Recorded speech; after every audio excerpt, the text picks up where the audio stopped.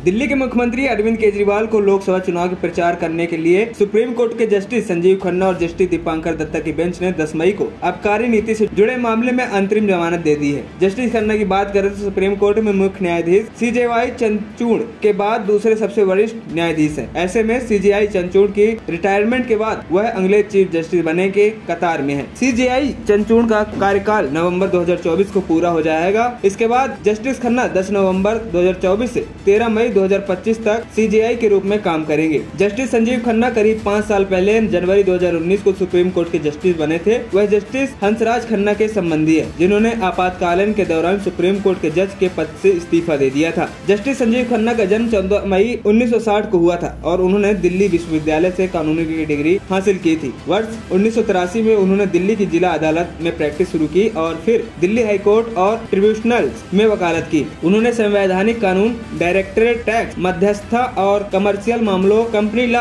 भूमि कानून, पर्यावरण और प्रदूषण कानून एवं चिकित्सीय लापरवाही से जुड़े केस में वकालत की है। सुप्रीम कोर्ट की वेबसाइट पर मौजूद जस्टिस खन्ना की डिटेल्स के मुताबिक उन्होंने दिल्ली हाई कोर्ट में एडिशनल पब्लिक प्रोसिक्यूटर और कई आपराधिक मामले में कोर्ट की तरफ से न्याय मित्र के रूप में बहस की थी। टैक्सेशन के मामले में उनकी काफी महारत हासिल मानी जाती है और उन्हें दिल्ली हाई कोर्ट में इनकम टैक्स डिपार्टमेंट के लिए सीनियर स्टैंडिंग काउंसिलिंग के रूप में 7 साल तक काम किया है। अप्रैल 2024 में जस्टिस खन्ना के voter verifiable paper audit trail VVPT और इलेक्ट्रॉनिक वोटिंग मशीनों EVM में डाले गए वोटों में क्रॉस वेरिफिकेशन से जुड़ी याचिका को खारिज कर दिया था। उन्होंने अपने फैसले में EVM की पवित्रता और देश के चुनाव आयोग पर भरोसे को लेकर विस्तार से लिखा है। मार्च में जस्टिस खन्ना की अध्यक्षता वाली बेंच ने चुनाव आयोग की नियुक्ति से जुड़े कानून पर रोक लगाने से जुड़ी याचिका को खारिज कर दिया था। उन्होंने कहा था कि इस साल होने वाले लोकसभा चुनाव को देखते हुए रोक लगाना सही नहीं है। हालांकि अदालत ने जल्दबाजी में चुनाव आयुक्तों की नियुक्ति के लिए भी सरकार की आलोचना की थी। खबरी चौखट की रिपोर्ट।